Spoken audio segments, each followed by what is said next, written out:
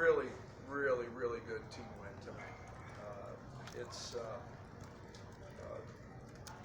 This is a good Nebraska team. This is a game when the schedule came out. I've been concerned with it for a long time. They did exactly what I feared they were going to do. They've been really struggling shooting the basketball, and they make their first four at the first media timeout. And Fred's got these guys playing hard. They're playing together. They're unselfish. I thought Derek Walker's defense was outstanding. I think he's one of the best interior defenders, in the league. He went right at Kofi early. Obviously, a huge night with, on the offensive end for him being 7 of 11. But more importantly, when I think back at this game, I'm going to remember Coleman Hawkins.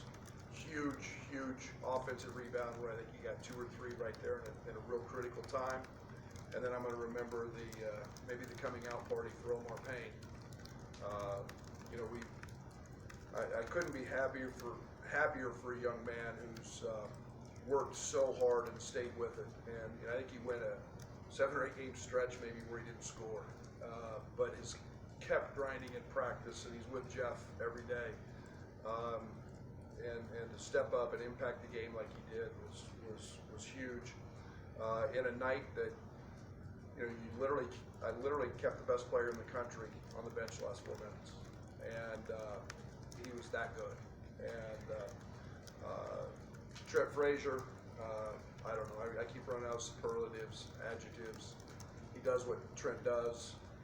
29 points, 38 minutes, 1 turnover, and then does it on the other end. Guarding his tail off. And we all knew that Alonzo Verge's a talented kid. He makes everybody better, but I thought Trent's work on him was tremendous. And then obviously the big shots, the big free throws. We've seen that so often from Trent. So all in all, a great team win. I thought also that Luke Goody, Brandon Pajemski in the first half came in and really gave us a spark in a night where Plummer was a little off, and to be honest, Kofi wasn't his best, but I want to give them a lot of credit for that.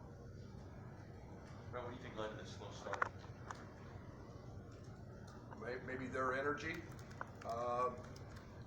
I think they hit us with a blitz in transition.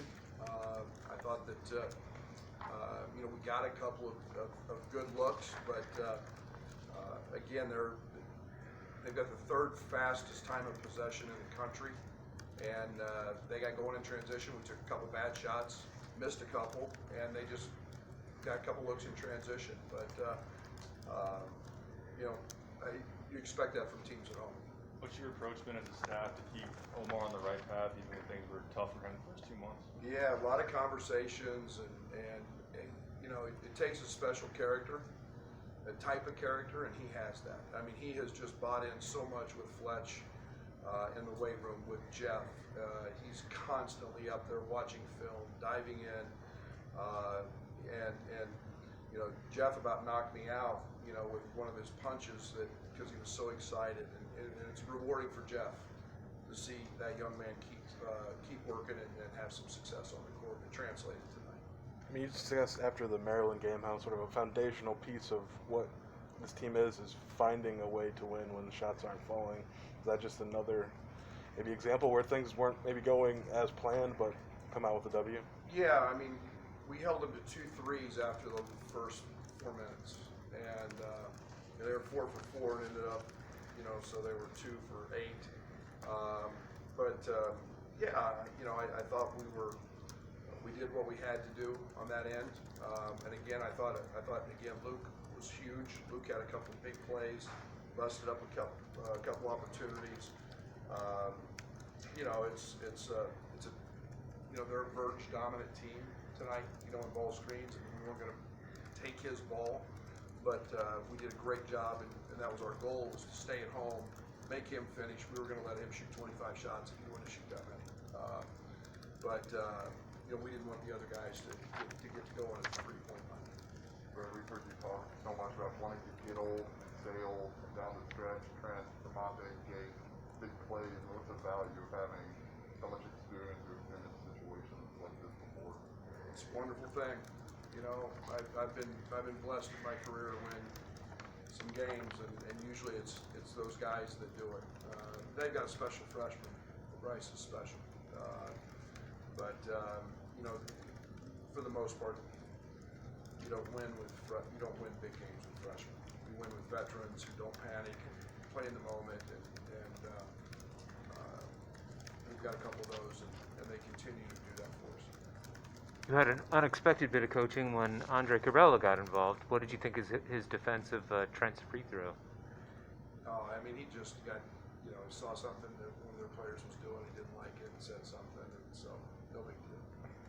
Do you think that, I mean, obviously this guy's been around for a while, but what do you think has turned for you guys that you went from kind of this young team to now just maybe that mental veteran mindset? I mean, I know it's been a couple of years. Yeah, it's everything you strive for in building a culture. You know, we've had Trent Frazier and Devontae Williams since they were freshmen. You know, we're not a one and done program. That isn't us. You know, we're a development program. We recruit to that piece.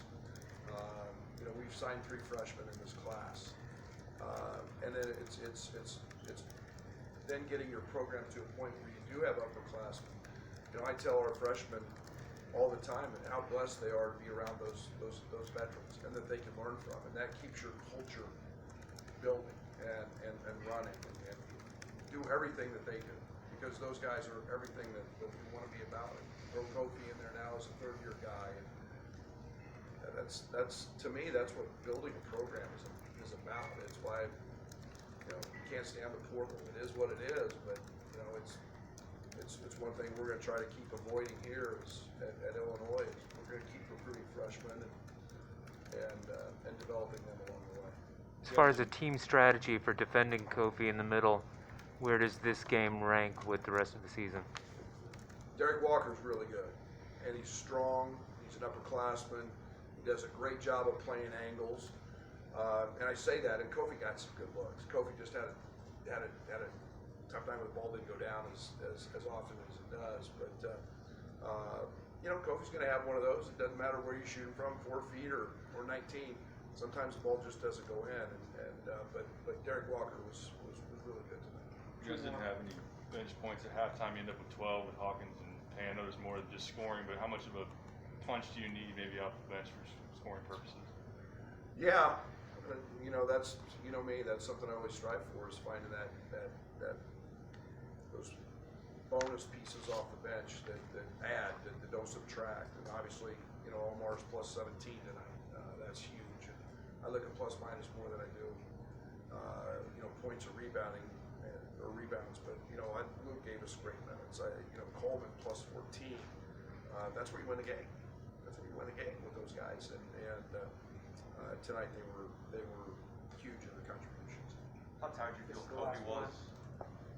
How tired did you feel Kofi was, and how did you see him strain, so to speak, to fight through that, even when he wasn't? You know, it's really hard to do what we asked Kofi to do. I mean, because we were riding his shoulders pretty good. You know, we were running a lot of actions to him. Derek's really strong.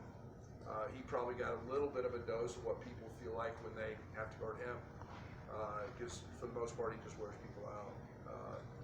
But you know, I stayed with him a little longer in the second half. I usually try to get him out around the first media, and I stayed with him through that second media. But you know, I've got to do a better job of monitoring that. Now, Omar gives me a lot of confidence to not be afraid to do that. Okay, we'll have to the right Thanks. of us, Trent and Omar here in a minute.